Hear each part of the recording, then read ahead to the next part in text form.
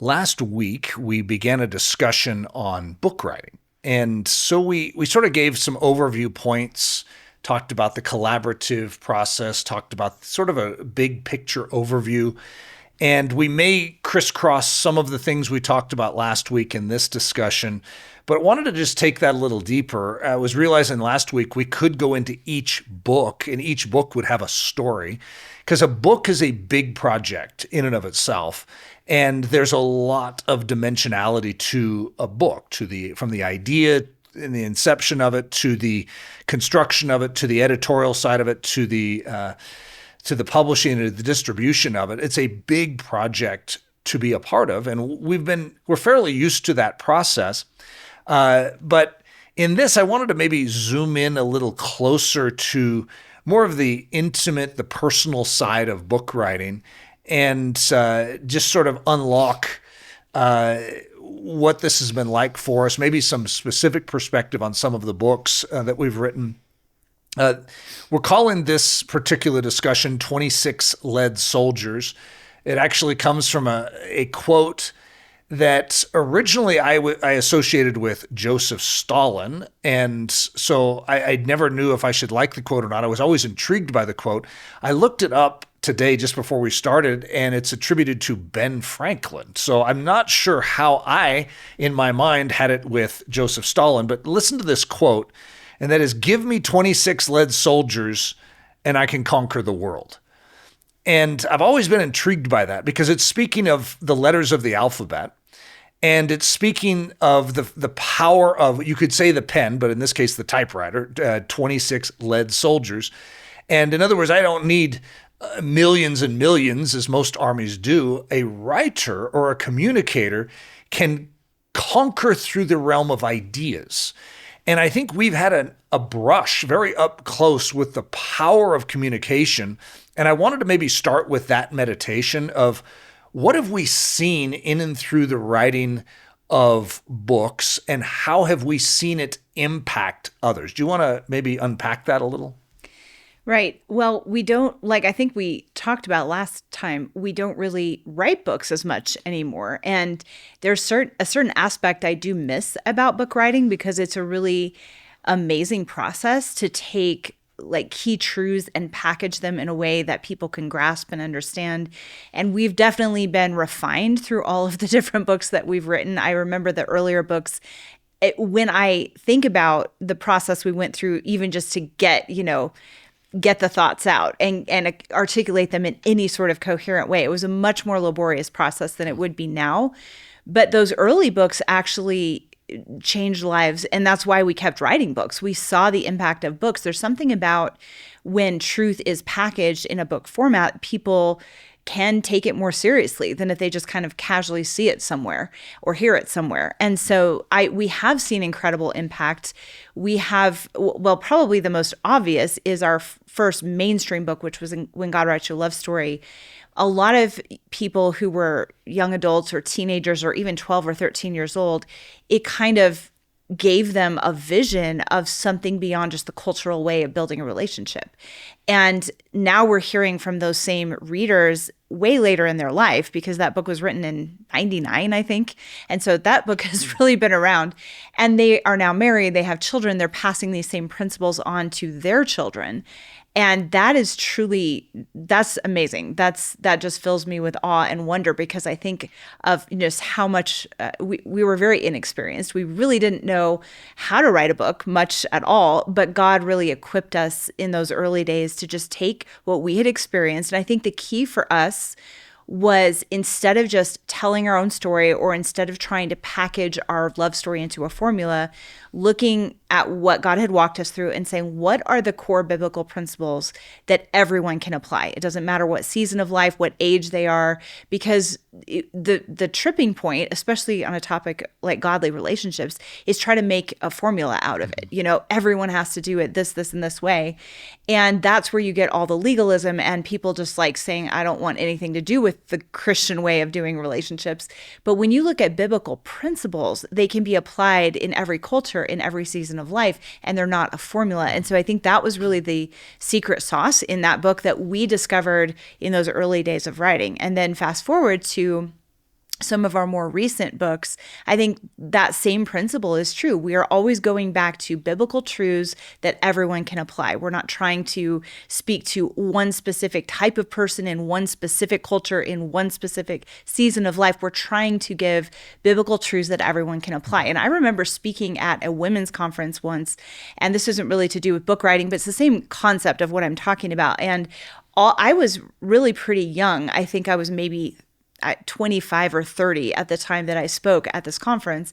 And every single woman in the audience was over like 50 or 55. So these women were a lot older than me. Some of them, a lot of them could have been my mom, the age of my mom. And so I remember the lady who introduced me, she said, I know that the speaker that we have today is younger than what a lot of you are used to. She's younger than what we typically would, the type of speaker we'd bring to an event like this.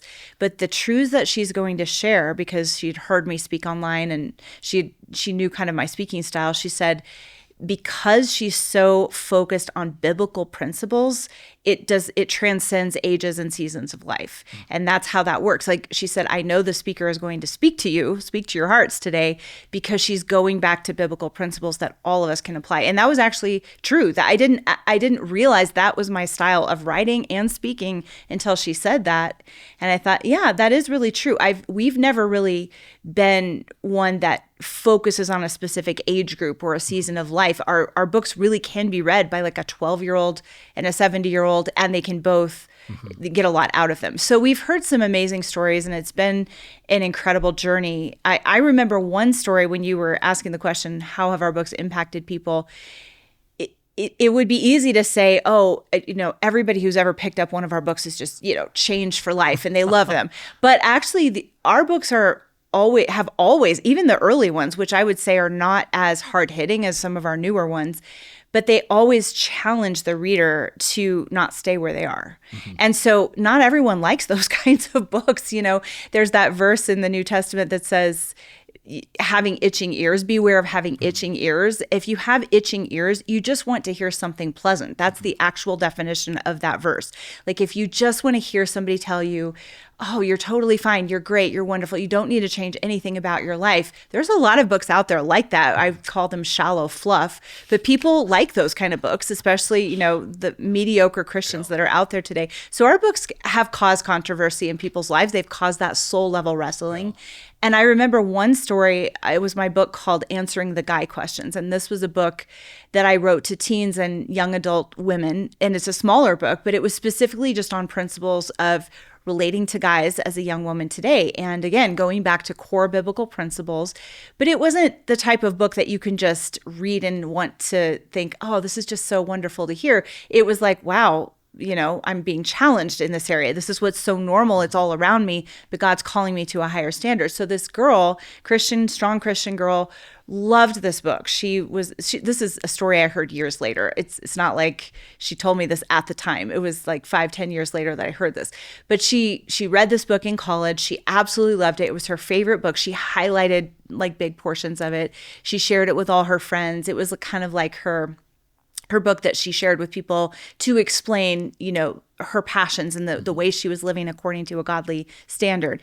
And then she went through a rough season in her life. I don't know exactly what happened, but some circumstances happened in her life where she really kind of started pulling away from God and letting her faith fall by the wayside. And it led into a very, very unhealthy, ungodly romantic relationship.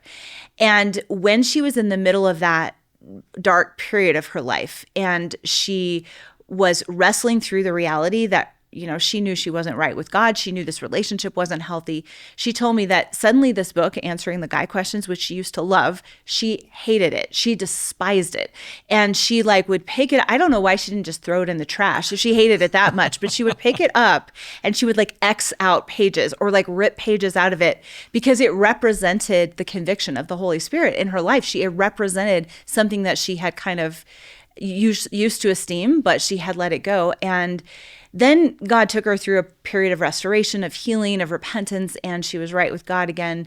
And everything in her life was solid. She was on the right path, and she picked the book up again and she loved it again. And she was like, I don't know why I hated it so much, but it did bring conviction. No. And I would say all of our books have brought conviction, and it's how people respond to that conviction that determines if they what they're going to get out of this book or not. There are people who just say, nope, it's too extreme. I'm not going to read it. Do you remember there was a whole season, especially when we were most known for writing on sexuality and relationships, where we could sort of tell what was going on in someone's life by the way that they reacted to us. Mm-hmm. And you could tell if someone was deep in sexual sin by their response to us. Yeah. And we were like symbolic of that voice mm-hmm. that had been pinging their soul, and they didn't want to hear it. And so we would feel that response ourselves. Yeah. There was a girl we knew quite well, actually, and she had always had a lot of respect for us and what we stood for. And then one day she just started criticizing all the truths that we spoke about in our books and our messages, and just nitpicking trying to find fault in everything we did. Really became critical and started telling other people, I just don't like this. I don't have like how they say that and do that. That's just too whatever. And come to find, it just seemed like such a weird change that we saw in her, and she went from really highly respecting us to just totally criticizing everything we stood for. And come to find out, she had fallen into a really unhealthy relationship. She was in sexual sin, and whatever we stood for represented that prick of her conscience. An abrasion. Yeah. I was going through a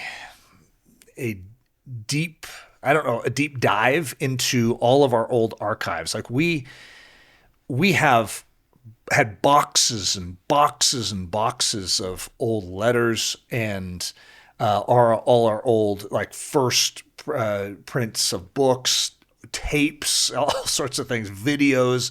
Tapes, and so we have that's crazy. We have all of these pictures, just loads of great stuff that I really want to go through to just sort of show our kids.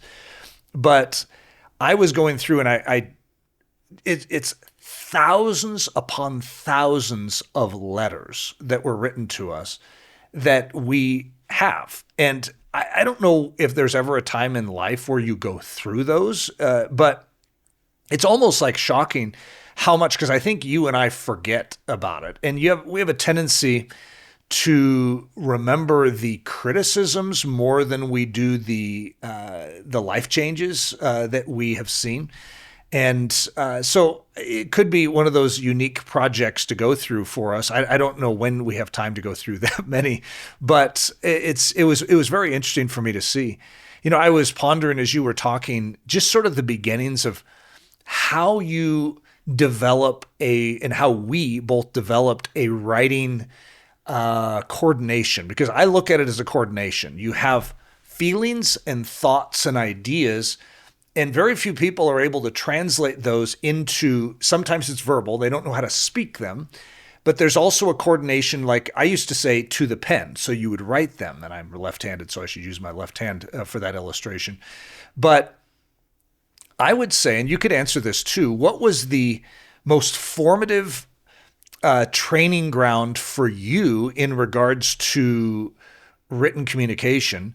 I would say it was keeping a journal. I read The Shadow of the Almighty by Jim and Elizabeth Elliot, or by Elizabeth Elliot, but it was basically about Jim Elliot's journals when I was in college, and I'd just been changed by Jesus in college, and I was so inspired by the fact that he kept a journal.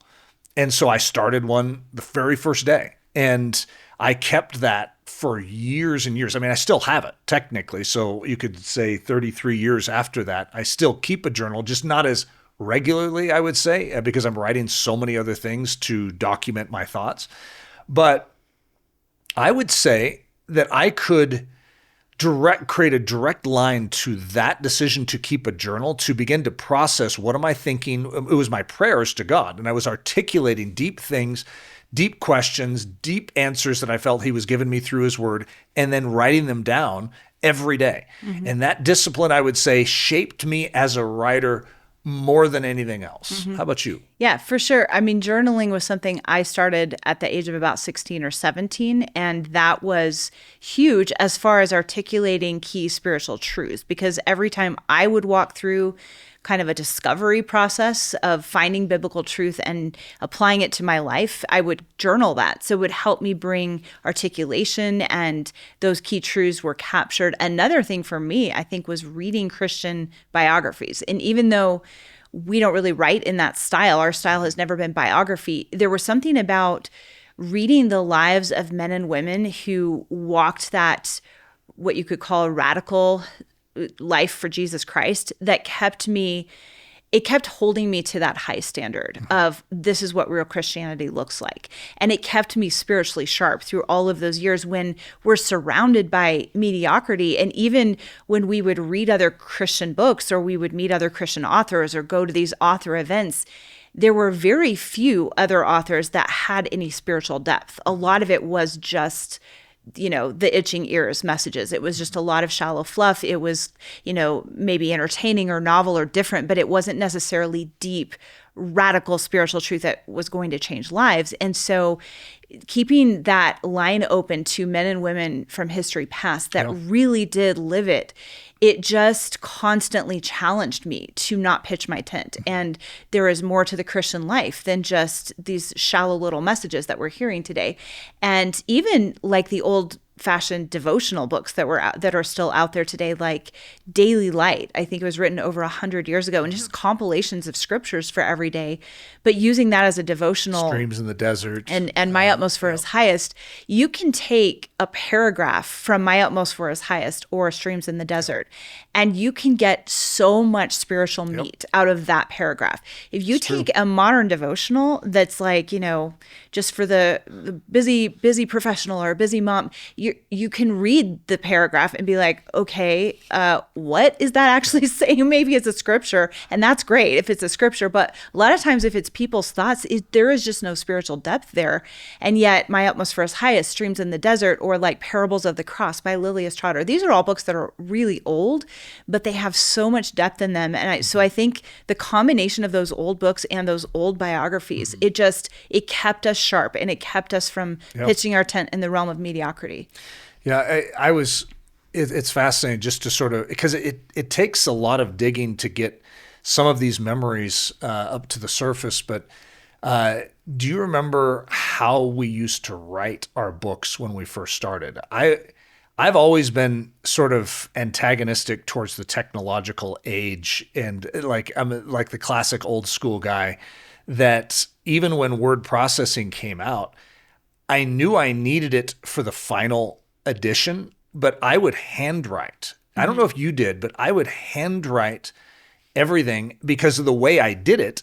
I would notate, like say I had a word and I was like, I need a different word here. So I'd write down a word to fill in that spot, and then I'd go out to the margin with a line, and I would write like all my other thoughts. Like I want to add something here, and here's some other synonyms, but I need something else, so I'll come back to this. And since I didn't know how to do that in a word processor, I didn't like the idea of taking my system. And so I would write entire books handwritten and then type them in. Yeah. Did you do that? I can't remember. That was a youth That thing. was just me? Yeah. I mean, I was all about, like, I'm just like efficiency and like whatever helps me, get my thoughts together quicker. I think, and I'm 5 years younger than you, so I probably caught up with technology faster. Old school. Yeah. And you don't do that now. I don't think there's any way you could. But I miss it at a certain level. It's sort of like going from tangible books to Kindle. It's like you feel like you're losing something in the trade-off, and you're not quite sure what that is, what that something is, because why would it matter? Well, one thing we did that we both did, it was we wrote letters. Like before we ever even met each other, we have all these letters we wrote back and forth. Handwritten. And that's pretty amazing. And I think that was actually part of what shaped us as writers too, because we didn't have texting. I mean, this really dates us, but the podcast is called 30 Years. Email 30 years ago, over 30 years ago, there was no email. I don't know, maybe it existed. We're right at that time where it was probably possible, and we didn't yet have an account. It was that long ago. My parents had a computer around that time, and it was like one of those ginormous, like just took up the whole entire, and we had like a dot matrix printer. Yeah. Possibly most of our audience doesn't even know what that is unless they're our age or older, but like just you have to tear off the perforated edges from the print. And so we didn't really. It wasn't very romantic to send a love letter on that. So we did write actual letters on really good stationery and what a letter does versus like a text or an email or something is it just causes you to stop and actually weigh your words. I mean, Jesus said that we will be responsible for every idle word we speak and write probably too, because it's the same concept. And so I think that was a really good discipline for us in those early years. Not that everyone has to go out and start writing letters, but we were fortunate, I think, to be in an era where you couldn't just instantly communicate because it causes you to think more deeply about what you're saying. Yeah. And I mean, I hand wrote the letters, but it was always the second draft. So I would write an entire draft of a letter and then copy it to the final. And I wouldn't say we even just wrote love letters. You can call them love letters, but that wasn't really the focal point of our relationship in those years when we weren't around each other. It was, what is God doing in your life? How is God shaping you? And what how are would you you learning? articulate it to someone else to bring them into your spiritual journey? And that was really what our relationship was based on. It wasn't just like gushy love letters. I'm sure we said, sweet things to each other, but that wasn't really what it was. Really more about, how is God shaping you as a man? How is God shaping me as a woman? What are we learning and growing in? And that it not only strengthened our relationship, but it did really build us into writers who could communicate more deeply, I think. Yeah. So here's what I'm going to do. I'm going to name some books, and I sort of like it's one of those psychological tests where I say, the color purple, and then you tell me the first thing that comes to your mind, right? So I'm going to name some of our books. You tell me either the first thing that comes to your mind or a story that is close to the surface. And if it's nothing, like it's just totally blank, that's fine too. That'll probably say something about the book in and of itself. All right. When God writes your love story. So what do I first think of when you say that? I think of, we wrote that book, the first draft of it, while we were living with my parents, because we were moving from Michigan back to Colorado and we didn't have a house yet. So we were staying with them for like a few months or a few weeks or something. And I remember being in their office on their like probably fairly large, like one of those bulky old computers, trying to come up with a title for that book. That's what I really remember, because we knew we had a truth we wanted to share with a generation, but we also knew that our terminology was absolutely everything. And if we titled it something that would be a turnoff to the younger generation, it was dead. So I remember spending days like typing possible titles on that computer in my parents' office, because that's where we were living at the time when we wrote it. And I think it was, I don't know how many titles we went through till we landed on that. I think one was called Let God Write Your Love Story, a God-written love story. Like that concept of God writing. We knew what we wanted to say. We just couldn't get the right language for it. So that's what comes to mind in that book. What comes to my mind is it was our first bestseller. And it was also possibly our first massive trial in our life. We're going to be going through and I don't know if we've talked about it in this series, but where it was a season where we lost everything. And so that was like a year or two after the book had come out, it became a bestseller. Like it took a while for it to like really hit. We were living at that point, we did have a house that we were living in, but we had someone come into our ministry who was like basically a con artist and had ended up draining all the resource that we had. So we had to move back in with my parents. We had to lay off our entire team. Yeah. So this is what pops into my mind is that the pastor that sat down with me, do you know which story I'm telling you about? And yes, we were on the bestseller list. And he wasn't really a pastor in the sense of like an older seasoned he wasn't pastor. like coming to me as my pastor. He was a buddy. He was a buddy, and he had just become a pastor, but he was like a peer. But he was dear friend, right? But he was really concerned for me, and he's like, Eric, I'm just really concerned about you, that this is going to make you prideful. Yeah. Once he found out we had a bestseller, it's like, oh no, they're going to get a big head. It's so ironic that I could finally have this thing that could make me prideful, because I haven't had a lot in my life to make me prideful. And at the same time, I have literally everything. I'm living in Leslie's parents' basement, without a dime to my name. And the one thing I'm not struggling with right now is pride. Yeah, we're like, buddy, seriously, no, that's not our struggle. So that's what pops into my mind. All right, when dreams come true. I remember the house we lived in when we wrote that book. And I remember having a front room that was an office that we both had desks kind of across from each other. And really digging back into old journals and trying to do a deep dive, because we had only been married 5 or 6 years maybe by the time when we wrote that book, but still we were trying to go back about 10 years or 12 to the whole process of giving God the pen of our life and letting him write our love story. And we wanted to remember the beauty of it, the details of it. And yeah, just going through I remember just digging through old journals and spending hours trying to remember all the emotions that I felt in that whole journey. And that was, I think I said before, it was probably the most fun that I had writing a book, because it was like getting to relive these amazing things that God had done. And it really is an incredible story. And I think I mentioned it, might've been last week too. What pops into my mind is tears.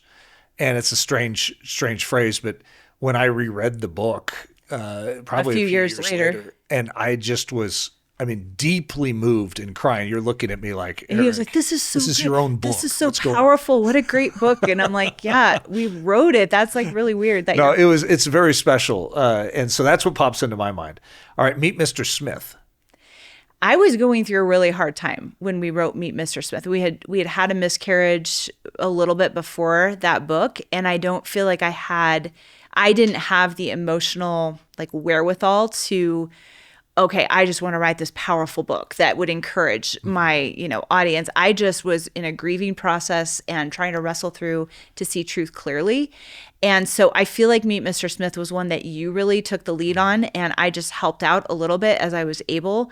I think for you, it was a really exhilarating, it was, coming up with these amazing allegories and analogies and all that. The reason we wrote that book at the time we did is because we had a contract and we had a deadline. So I probably wouldn't have chosen to write that book at that time, but I feel like God really carried it through you. But, so what pops into my mind is what I could call the Princess Bride syndrome. When the Princess Bride came out, they didn't know what genre to put it in, so they didn't know how to market it. So it sort of flopped in the theaters. And that was definitely true for that book, Meet Mr. Smith. That book Same was thing. A total flop because no one knew what to do with it. What is this? And no one had seen anything like it. It's like, what genre is this book? It is completely unusual, which is, I'd say, classic Eric Ludy right there. Is I don't like to do anything normal.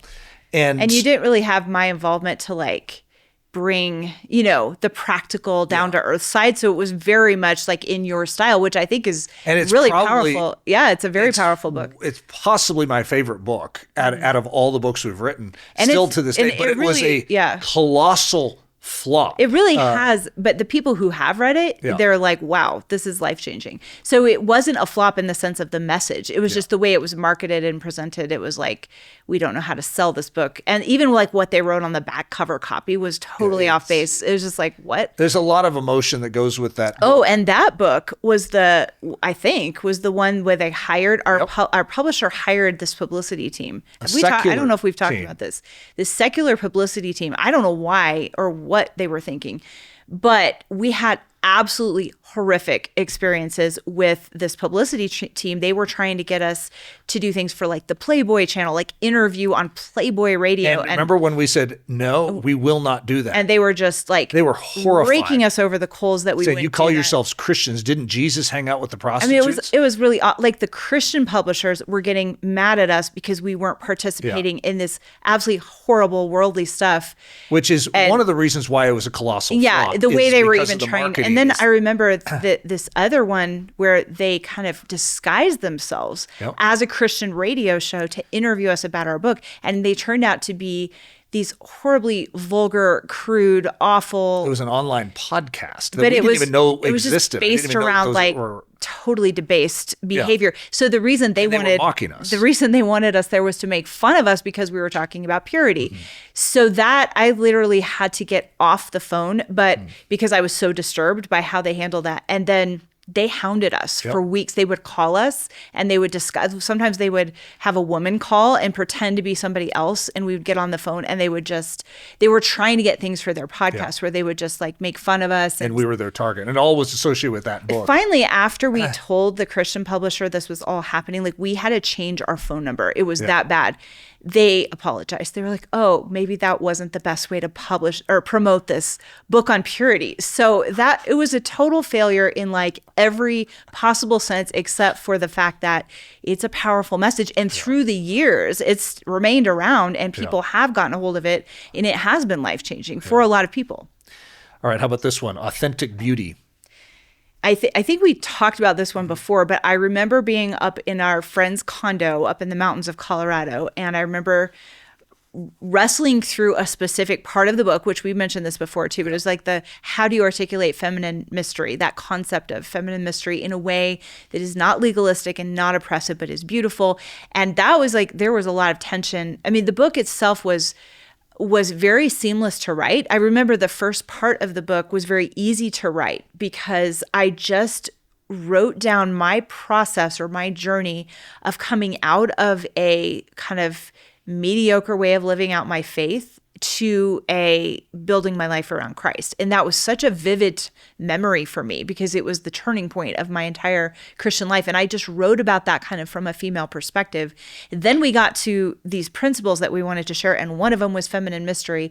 And that was the hardest one to articulate. So I remember that chapter specifically took us like several weeks. And I remember being in that condo, getting almost panicky, like, I don't know if I can finish this book. Like we're halfway through it, but we're not landing on anything. So I remember the frustration of that. And then when we finally got a breakthrough, we were both working on it full time for 2 or 3 weeks and finally had articulation for this concept of feminine mystery and had things to share that we felt would work well. It was like a huge relief. But that's what comes to mind with that one. And what comes to my mind, other than my grand statement, which I think we shared last week of, this is so important for us women to understand.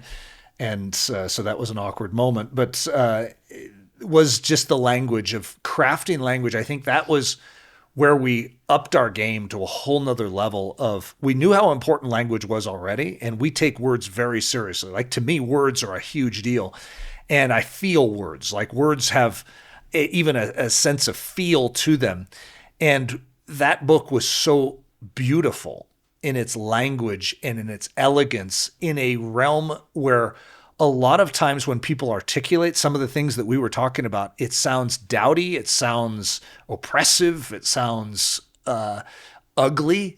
And this ennobled and made something that so many people looked at askance, things like modesty, and it elevated the game to actually see it through a heavenly lens, and it was spectacular. And I remember just that sense of satisfaction in that was really a special thing. Okay, Set Apart Woman. So there's 2 books. One's called Set Apart Femininity and one's called The Set Apart Woman. And Set Apart Femininity was first. And that one was really kind of it was building off of Authentic Beauty.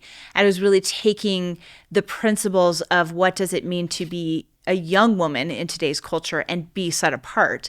And so that was the first one. And then Set Apart Woman was written quite a few years later. And we were trying to get away from that set apart language because we had Set Apart Magazine, Set Apart Femininity, Set Apart Motherhood, and now Set Apart Woman. But we just couldn't, that was the best articulation that we could have for what does it mean to be a woman of any age set apart in today's culture. So when I wrote that book, that was the last full-length book that I wrote before Reese and Lily came home from Haiti, and I just no longer had time to write longer books. And I remember just walking through and thinking through kind of our personal revival season because we had had years of ministry, then we had kind of gotten burned out, I guess. And even though we were still walking closely with Christ, I would say some of our habits had gotten lazy and we were not passionately pursuing Him the way we knew we were called to, and then just walking through a process where He began to revive us and give us a passion for prayer and just refine the way we were living every day, and just how transformative, and how shaping that was for setting us up for the ministry that we do now. So in that book, I walk through that whole process and share really personal stories about kind of the second half of my Christian journey and how God took me deeper. So I remember sitting in our house watching our kids play outside while you were kind of like entertaining them while I was trying to finish up this book, and watching them play out the window and just thinking about all God had done, all he had taught me. And that was I really enjoyed writing that book. It was, by that time, since that was one of the more recent books, if you will, that I wrote, it was easier to write books. It was easier to articulate truth. And I remember turning that one into the publisher, and they just thought it was the most radical thing they had ever heard. They were just like, this is like hardcore. I mean, I remember one of the publishers was like, wow, this is like you're right on the front lines of like spiritual battle. The enemy's going to come after you for saying all this stuff. That was one guy said. Another guy was like, this is like old time revival preaching, you know? And then another guy was like, are you sure that women can handle this? And it wasn't like a fire and brimstone message or anything. It was just very straightforward, very basic in our truth. mind. And that one has been really powerful. It's really made a huge impact, and that's probably my favorite one that I've done. Now, correct me if I'm wrong. Set Apart Femininity was like second or third in the awards for the book of the year. I think it was. Yeah, I think so. It's been a while now. And it's like a vague memory. And then Authentic Beauty was a bestseller as well for women. Yeah. Like in the women's category, it was a bestseller. And then Set Apart Femininity was up for book of the year for some sort of award. Medallion. I don't think it was gold medallion. I think it was. Okay. Well, it was a certain category. Whatever it was, it didn't quite make it, but it was in the running, which was an honor for sure. It'd be a shock if an Eric and Leslie book actually won something. But God's Gift to Women. We told that story. We should probably skip that one. Right. That's a long story, but we totally went into that last time. The Bravehearted Gospel. What I remember about that is probably a story you should share, but I remember the two things about it. They wanted us to write an emergent, is what they called an emergent book. That term isn't really used anymore, but it really meant like one of these kind of soupy, postmodern, like get in touch with the culture, make truth more relevant, which what they meant by that was water it down and where it's not actually truth anymore. And because those were the books that were selling in Christianity, which was very sad and very scary. The New Christian. And we would go into Christian bookstores or like the Christian section of a bookstore, and those were the only books that you saw. I remember being in an author banquet one time, and those were the authors that were being honored. Mm-hmm. And they were like, you need to jump on this bandwagon. You need to write one of these kinds of books. And we were like, you obviously have not read any of our other books, because that is totally not us. But that's what they wanted. And I remember just deciding together that you're going to do the opposite of that in this book. And we had no idea how that would go over. And then I think it was that book where you turned it in, and the editor's reaction was so extreme that it really was hard for you. So you can share that story. Yeah. Well, I don't even know if I want to go into that story, but yeah, it was basically heartily rejected by the editor that was the one to review it. Yeah, I think he just criticized it, and it was unrealistic. It's like everything he stands against. It's a very powerful book, and it was one of our best books. Still is, I would say. Well, we never had a book rejected, like a manuscript rejected. But he did not want to, and he wasn't the decision maker necessarily, but he was definitely close to the guy who was the decision maker, and he was like, "You're gonna have to start completely over." And the president of the publishing house, actually, when we were flying out to meet with them to sort of walk through what needs to happen, because it was a big deal, he read it, and it greatly impacted his life. And so he gave it a stamp of approval, and he said, we need more books like this. So that was an answer. But I've oftentimes said that was the death knell to my A-list publishing career. But I remember you sitting in a chair in the house after getting this guy's phone call or email, the editor who hated it, basically. And you were just kind of like, I don't know, you couldn't really speak. You were just kind of processing it. And I think that was before certain spiritual truths we totally recognized, which is like leaping for joy immediately when something like that happened. So I think you were like really it took me a bit discouraged. You were very discouraged. But it turned out God still works so powerful. The fact that book got published and that the decision maker did get behind it and that it has gotten out there is totally miraculous. Well, one of the things that I remembered immediately in bringing up that title was my original title wasn't The Bravehearted Gospel, it was 29. And then the subtitle was The Bravehearted Gospel. And 29 based on Job chapter 29. It's about manliness returning to Christianity. And Job chapter 29 is like the ultimate picture of Christ manhood. And so I had 29 chapters, and I remember the publisher saying to me when we were actually discussing publishing it, he said, 29, no, you can't do that title. I'm thinking, well, the whole book's built around it. They go, you are not Max Lucado. That was a direct quote. Max Lucado, I think, had a book called 316, and he could get away with it. But Eric Ludy, no, you can't get away with it. You are not Max Lucado. So that could be one of my life quotes right there. Wrestling prayer.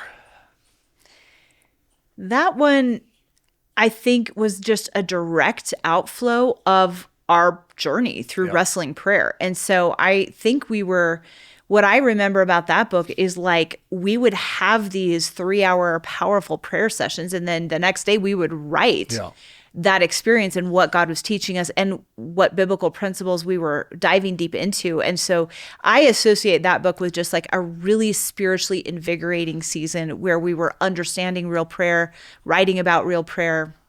It was a really powerful and refreshing personal journey, as well as the way the book came out.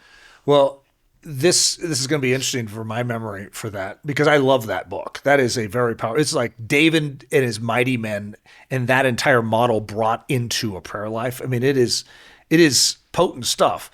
But this is at the time there's a heavy duty movement towards anti-masculinity. It's not that it doesn't exist. It still is there. But this was creeping into the church. And the people that buy the books, let's just be honest, were women. And so men don't typically buy books. And so originally, do you remember the first manuscript for this was just me? Yeah. It was what I wrote. Yeah. And then they wanted me to add chapters because they were like, it's way too masculine. They said no one is going to accept it if it just comes in Eric's voice. It needs Leslie's voice to balance him out. And you were writing these really powerful masculine epic truths in this book, and it was a lot of drawing from David and his mighty men, and there's just nothing soft and flowy about. I mean, David was what's funny the is psalmist, your pieces are just as hard hitting as mine, but once your name got associated with the book, they were fine. Yeah, and I think the other thing that was happening in Christianity then, and I think it probably still is to an extent, all of these things are still there. They just have they take different forms over the years. But the idea of like prayer that was not wrestling prayer, it was like feeling prayer and like, I don't know, even like. Well, you had the transcendental meditation. You had like, too. It was like this weird blending of like emptying your mind and somehow that's prayer. And you just like feel, you just exist, and that's prayer. So there's a lot of like weirdness there. But those books were selling really well, those kinds of prayer books. And it was just like, okay, this is like the opposite of that. This is like old fashioned praying through, wrestling. Fervent, effectual and praying through scripture. And there's nothing about emptying your mind and just sitting there and feeling things. Like that wasn't what this was about. So it was definitely flying in the face of a lot of that, as well as like just the masculine side of powerful Christianity. So that book squeaked through the radar somehow of these publishers that don't usually like that kind of stuff and got out there. But that was also one that has made a tremendous impact and continues to, because it gives people a vision of like, oh, this is what prayer is meant to be, not like these wimpy. I mean, there's kind of two ways that people often pray today. It's either like the generalized wimpy prayer, like, oh God, just bless everything and everyone, and you don't really go after anything in prayer, in faith. Or there's kind of that flowy, feelings-based, just feel and empty your mind and just be there. And not that there's not a place for like meditating, but if you're going to meditate on truth, fill your mind with truth. Don't empty your mind. So that, I think just that old-fashioned look at what real prayer is, that biblical look has been very refreshing for people. All right, let me we'll finish with a few questions that could be interesting. What is your favorite genre to write? Now, that doesn't mean that you've ever published a book in it. It's just your favorite genre to write, which could be book writing in a, nonfiction books, which is what we're most known for, right? Could be fiction. It could be songwriting. It could be poetry, because I know what I mean by that, because you and I have written a load of different things. It could be magazine article writing. I mean, that would be interesting if that's what you choose. But what is your favorite genre to write? I think I would say songwriting, even though I don't really do that as much anymore. Back in the time in my life when I had time to write songs, which was pretty much before kids came along, I loved doing that. I felt like that was actually something that came easily for me, of just being able to put just beautiful music to really powerful truth. So I loved that process. I don't do it anymore. I wish I could. Maybe someday I will again. I like that. I really do like writing for the Set Apart magazine because it's concise, practical truth, and it's not overwhelming like a huge book. I used to like fiction writing when I was younger, but now I'm pretty disconnected. I've not done that or cultivated that in so many years that it feels a little overwhelming to think of writing fiction. But I think it would be fun if I had like unlimited time. I would probably go back in that direction. Wouldn't that be amazing? Unlimited time. Trivia question: what is our only book to go out of print? Well, you didn't answer the question you just asked, right. and you probably should, because your answer is probably more interesting than mine. Well, I don't know if it's interesting. I like fiction writing. I like being very creative. Yeah. So you just wrote a book like a couple years ago with Hudson, which is like totally different than any book we have ever written. And I think you had a blast. It was like so much fun because it was such a different style. Yeah. I've always really enjoyed being creative. One of the challenges, this is a funny statement, one of the challenges with nonfiction writing is you can't make things up. I know that sounds totally strange. Like, well, yeah, Eric, that's good. You shouldn't be making things up. But when you do a quote, you have to quote someone real. You can't make up a quote. And it's funny because when I'm writing, I could think, you know what? I really wish there was a quote that could say this. And that's just not how nonfiction writing works. You're working in the realm of facts and you're conveying those facts. And so you're dealing with, that's just not my favorite. I like to paint, and I don't like to have it be like you have to paint it to look just like this. I like to imagine what it could look like. And so nonfiction is definitely where I thrive, or just creative communications. Like I love songwriting that's creative. Yeah. I love poetry that's creative. So I enjoy anything that is uber creative is really my zone. So I think fiction is your preferred style. You just haven't gotten a chance to really do much fiction. But like our oldest son, Hudson, he loves story and creating characters and that kind of thing. And so you definitely pass it on. So we're hitting it off together on that. And all right, so let's see, another question. Oh, I asked a question, you shot it back to me. This is a trivia. What is the only book that we've written to go out of print? I think it was A Perfect Wedding. This was a little gift book, and they originally wanted it to be called When God Writes Your Wedding Story or something like that, which we, for various contractual reasons, could not be called. But probably if we had that title, it would have stayed in print more. Even though it's a terrible title. It was just a tiny little book of principles for a godly wedding, and then it had an album, like a CD in the back. Actually, a great book. Yeah, it was very, very good. But it actually had, what was it, 4 songs or 7? I don't remember. I can't remember. But it was actually a CD with the 4 songs and then 4 accompaniment tracks. But it was just a very odd type of book, and I don't think they knew kind of how to sell it or market it. It was just like, it would only work in like gift shops or things like that, or a wedding gift. So it wasn't like a normal mainstream kind of book. For whatever reason, it didn't succeed, and they actually stopped printing it. And I think it was expensive to make it because it was hardback and it had the CD in the back of it. And without that stuff, it would have been like way too small of a book. Yeah. So it just wasn't a practical. But that was a good book, and we had fun writing the songs for that and everything. We should pull that back out. It's been years and years since I've even thought about that book. I don't even remember what songs were on that, but what most characterizes your writing? Well, for me, it's making truths really practical and tangible. And that's what we do in the Set Apart magazine, taking truths that can feel obscure and hard to apply and make them applicable for a woman's life. And so I feel like that's what I'm probably most gifted in with writing. And, I would typically default to saying it's to make to cast vision and I speak in an epic tone, but I don't know if that's what I should say. In speaking, it's that I put words to ideas that other people feel but don't know how to say. And I think that's also sort of true in my writing, because not all of my writing is just epic and big. It's that I take things, and I don't know where this comes from. It's just like, it is something I know I have, because I can't tell you how many times I'm talking to people. It's like, that is what I've been feeling that and thinking that, but I didn't know how to say it. And I've had people say that to me my entire career of writing and communications. So I think that's probably what it is for me, is just being able to articulate things that other people feel but don't know how to say.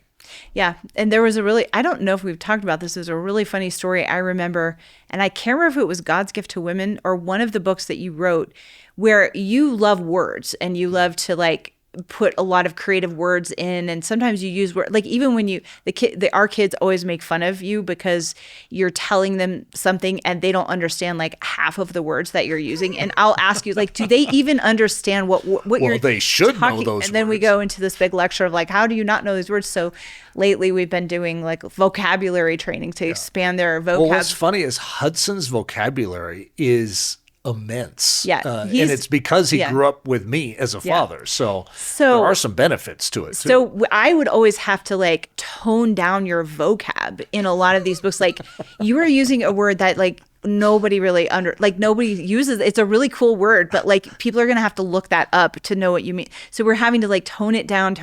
And then when the book came out, it was one of a different book that came out that you had written, and some critic had said something about like it's too, I don't know, it's too simple-minded. It's not intellectual enough. Yeah, he doesn't even use, like, he wasn't saying that I don't use big words, but that's how I heard it. And it was ironic because you would have made it more wordy and that kind of thing, but we purposely didn't so that our audience could understand it. And then you were typing the intro to God's Gift to Women, and you were so mad at this critic that had said that. Just got under my skin. So you were just, what's a good word to explain what you were doing? You were just superfluous. Is that a good word? Yeah. Like you were just over went the top. I was, if I was going to show this critic that Eric Ludy had a brain. And so then the intro was so like verbose, above everybody's heads, and yeah, it was brilliant and it was intellectual, but like literally nobody would understand it. And I told you that, but you sent it in anyway, and the editor like got back and they were like, I had to use the dictionary for like 20 words in your intro. Like, that's right, you did. Yeah, so I awakened to the fact that was ridiculous, and we wrote a normal intro to it. But I think you are very good with words, and I think your creative style of communication is your strength. Yeah.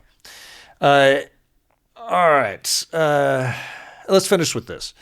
If you could write a book today, what would it be?